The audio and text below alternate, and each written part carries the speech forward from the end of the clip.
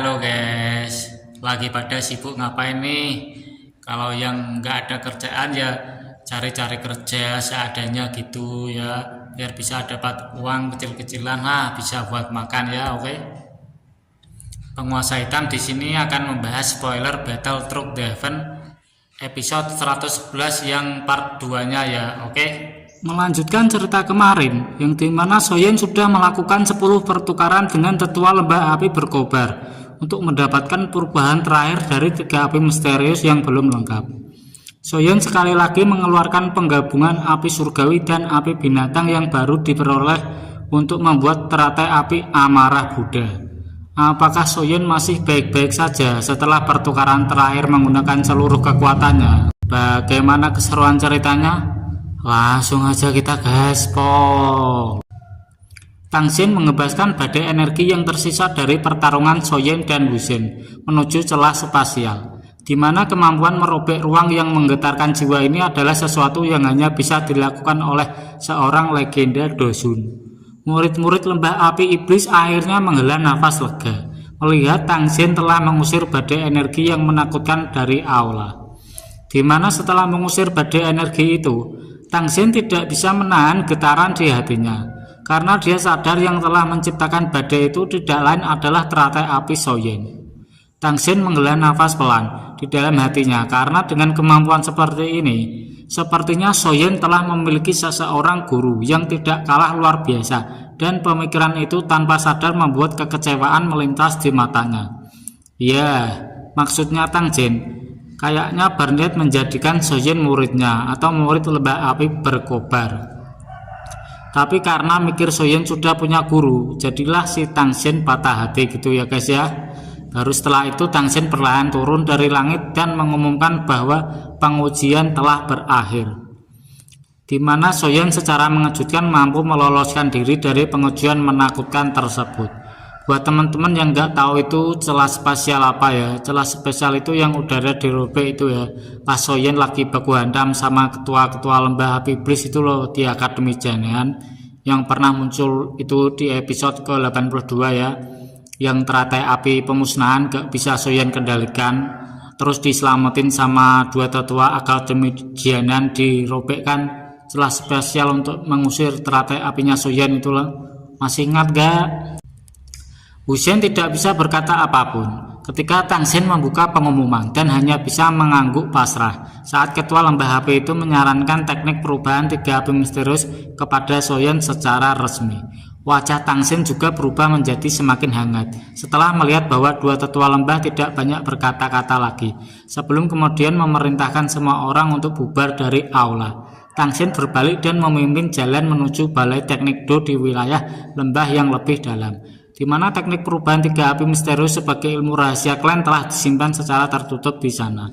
Sepanjang perjalanan, Tang Huo'er mengajak Soyen berbincang membuat bapaknya di depan senyum-senyum. Mumpeng semakin berhasrat untuk mengangkat Soyen sebagai anak mantunya. Huo'er berusaha menanyakan teknik Do menakutkan yang baru saja Soyen gunakan dalam ujian, di mana Soyen hanya bisa menceritakan sedikit tentang teratai api amarah Buddha. Karena memang teknik tingkat tinggi itu merupakan kartu truf yang dia ciptakan selama bertahun-tahun. Setelah perjalanan cukup lama, sampailah Soyen di depan sebuah gerbang besar yang kemungkinan besar merupakan pintu masuk menuju balai teknik lembah api berkobar. Lingkungan menjadi jauh lebih redup setelah mereka memasuki balai teknik, di mana aula itu memiliki total 3 lantai dan teknik yang telah Soyen dambakan. Soyen selama ini berada di lantai ketiga. Kelompok 3 orang itu berhenti di sebuah bongkahan kristal dengan berbagai segel aneh di dalamnya, di mana kristal itu disebut sebagai kristal warisan yang menjadi tempat lembah api berkobar menyimpan berbagai teknik rahasia faksi mereka. Jika itu adalah orang lain, Tangxin pasti akan menggunakan segala cara untuk menghabisi siapapun yang berusaha untuk menyentuh kristal warisan. Namun berhubung Soyen yang telah menyelamatkan nyawa Huo'er, ketua lembah api berkobar itu menganggap teknik perubahan 3 api misterius sebagai hadiah kecil untuk Soyen. Baru setelah menjelaskan beberapa hal, Tangxin pun meminta Soyen memasukkan kekuatan spiritualnya ke dalam kristal warisan, di mana dengan cara itulah Soyen akan memperoleh versi lengkap dari perubahan tiga api misterius. Sesuai dengan arahan Tang Xin, Soyen menyusupkan kekuatan spiritualnya ke dalam kristal warisan, membuat seluruh balai teknik Do secara samar-samar memancarkan cahaya merah menyala. Ketika melihat ini, Tang Xin dan Tang Huer yang ada di sana hanya bisa tercengang, karena satu hal yang belum dijelaskan pada Soyen adalah kristal warisan. Kristal warisan itu juga memiliki semacam efek pengujian dan hanya akan memancarkan cahaya saat menemukan seseorang dengan bakat luar biasa untuk mempraktekkan teknik perubahan tiga api misterius dengan sempurna. Hal itu membuat Tang Xin sekali lagi meneguk ludah kecewa, karena jika saja Soyen bisa menjadi muridnya, maka dapat dipastikan lembah api berkobar dapat menghasilkan individu lain yang mengejutkan seperti leluhur api. Leluhur api pembakaran legendaris dari lembah api berkobar di masa lalu. Pujian semacam ini bukanlah hal kecil, karena dari untaian sejarah benua Dogi, leluhur api pembakaran adalah satu dari 5 sosok yang mewakili kekuatan puncak benua Dogi, dan hanya selangkah lagi untuk mengicip ranah Dewa Dodi. Ekspresi terkejut muncul di wajah cantik Tang Huer saat mendengar cerita Tang Xin dan jadi bertinyi-tinyi. Siapakah 4 ahli puncak lain yang juga hampir menembus ranah dewa ini? Tang Xin kemudian menjelaskan jika dia sendiri tidak yakin siapakah sosok lain yang berdiri di puncak benua pada masa lalu. Namun hampir bisa dipastikan jika sosok itu kemungkinan berhubungan erat dengan 3 faksi besar di daratan tengah, yaitu Klan Gu, Aula Jiwa, dan Menara Pil yang tersohor. Ya, berkaitan leluhur api pembakaran yang Tang Xin maksud, kepala lembah itu hanya tahu jika leluhur ini bukanlah anggota faksi besar, namun dapat menggoncang seluruh dunia dengan kekuatannya. Teknik perubahan tiga api misterius yang luar biasa ini juga diciptakan olehnya. Kalau tidak salah ingat, Tang Xin membaca buku sejarah jika leluhur pembakaran ini dipanggil dengan nama Xiao Xuan. Ketika itulah Tang Xin dan Tang Huer langsung terdiam, berhubung emas-emas Pak Boy yang berdiam di hadapan mereka ini juga memiliki nama keluarga Xiao. Tapi mengingat orang dengan nama Xiao seperti bulu sapi di benua ini, Tang Xin dan Huer pun mengurungkan pemikiran mereka yang sempat bertanya-tanya, apakah Soyen sebenarnya memiliki hubungan dengan leluhur pembakaran. Singkat cerita, sehari telah berlalu setelah Soyen memasuki kristal, dan hal ini membuat Tang Huer bertanya-tanya, karena sebelum dia hanya bisa memasuki kristal warisan selama 1 jam saja. Tang Xin baru saja mau ngomel-ngomel ke anak gadisnya yang tidak serius selama proses warisan, sebelum diganggu dengan cahaya merah yang menghilang dengan cepat dari bola kristal yang berpindah ke tubuh Soyen. Sepersekian detik kemudian, Soyen membuka matanya sebelum kemudian membungkuk dan berterima kasih atas pemberian dermawan lembah api berkobar kepadanya. Suasana hati Soyen sangat gembira saat meninggalkan balai teknik Do dengan perubahan tiga api misterius secara lengkap. Soyen sekali lagi berterima kasih kepada Tang Huer dan Tang Xin.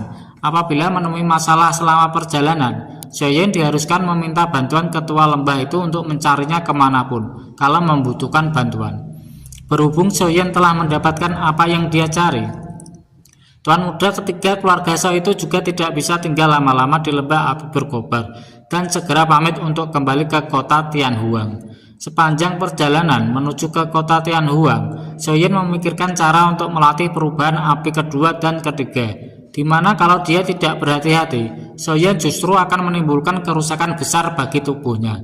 Karena itulah Soyen memutuskan untuk tidak buru-buru melatih teknik tingkat tinggi yang baru dia dapatkan, dan menentukan tujuan selanjutnya untuk mencari keberadaan ketiga rekannya, yaitu Xian, Xiao Yishen, dan Ye Xinglan dari Liu Jing, di mana keluarga Liu Jing dan Lin Yan sudah menunggunya dengan khawatir, karena teman-teman mereka yang memang hobi gaib ini enggak pulang-pulang, padahal sudah beberapa hari berlalu.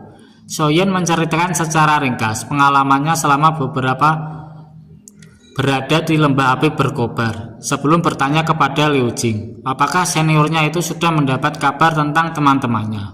Dengan pengaruh dan reputasi Liu Jing di kota Tianhuang, kepala klan Liu itu memang berhasil mendapatkan beberapa informasi, di antaranya tentang klan Yi yang dulu sempat begitu tersohor karena berhasil menduduki kursi ketua di menara.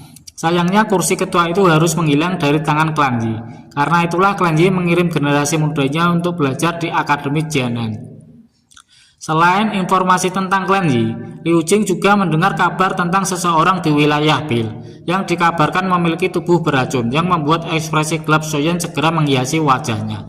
Eksistensi yang sangat terkenal di wilayah Bil ini adalah tubuh beracun, karena biar bagaimanapun, tubuh beracun adalah sebuah kekuatan yang menakutkan. Karena itulah banyak faksi-faksi kuat yang ada di sana berusaha untuk menangkap atau menghabisi isi dari pemilik tubuh beracun. Salah satunya adalah faksi yang disebut sebagai Lembah Sungai Es. Eden nggak guys? Udah mau berkumpul lagi nih sama teman-temannya ya, untuk kumpul kebo bareng ya, karena cewek-cewek semua isinya ya. Aromanya ini bakal mencari So Yisen dulu kayaknya ya. Soalnya kan dia teman terdekatnya Soyen. Kan So Yisen juga ini lagi dalam masalah besar ya, dikejar-kejar oleh lembah api es ini. Kok bisa ya So Yisen ini dikejar-kejar oleh lembah sungai es kayak gini ya? Dikejar kok kayak maling aja. Kejar sekampung, warga sekampung semuanya ngejar dia, ditangkap dia. Ya kalau menurutku sih kayaknya Soyen itu mau berlatih dulu kayaknya ya, berlatih mantra api yang baru dia dapatkan ini ya. Ini udah seru banget ceritanya. Mau nonton terus gak? Gimana cerita selanjutnya? Jangan lupa tonton terus hanya di channel Penguasa Hitam. Bye.